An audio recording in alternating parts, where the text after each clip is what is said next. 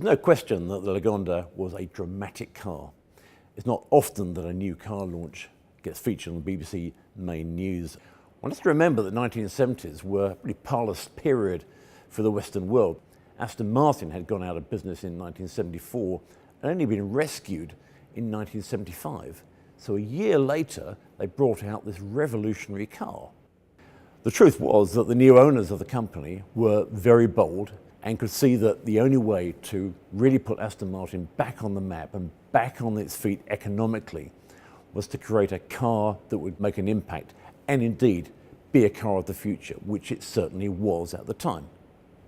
Following the prototype V8 four-door saloon Lagonda that David Brown had commissioned for himself, Aston Martin attempted to make another Lagonda four-door saloon based on the V8 and looking very much like the V8 coupe, and that was a Series 1 Lagonda. As a consequence of that, these cars, these William Townes designed cars announced in 1976, actually start in Series 2 and end in Series 4.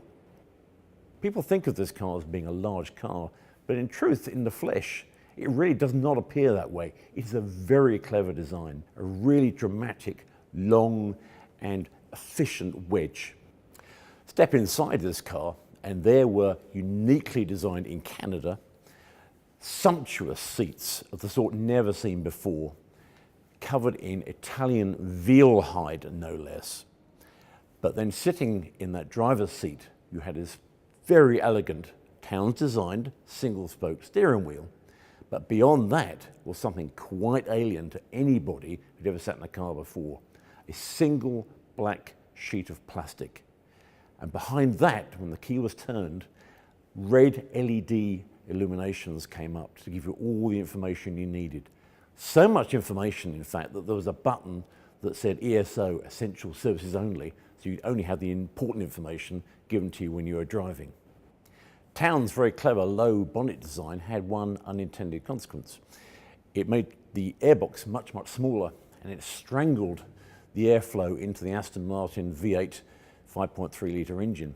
That engine was no longer powerful enough for the Lagonda as a consequence. The Lagonda also was a little bit heavier, of course, than the V8 saloon. To compensate, Aston Martin increased the size of the inlet manifolds, the inlet valves, and the exhaust manifolds as well, and increased the compression ratio to 9.1. The power increase gave the Lagonda the speed and the acceleration that the car deserved. It's often been something of a conundrum as to whether the car is actually an Aston Martin or a Lagonda, a bit like is the Dino a Ferrari, or just a Dino. In truth, the matter has never been resolved, but in 1984, with the advent of the Series 3 model, the words Aston Martin disappeared from the badge. So we may conclude from that thereon it was known as the Lagonda only, although in the brochures and all other material, it was still called the Aston Martin Lagonda. So the mystery continues. The final iteration, the Series 4, was quite a different car to the earlier models. For a start, the most obvious thing is that the lines of the car, Townes' celebrated sharp lines, had been smoothed off as if someone had gone over the car with sandpaper. The wheels were different, the boot was much, much deeper, and the swage lines down the side had gone.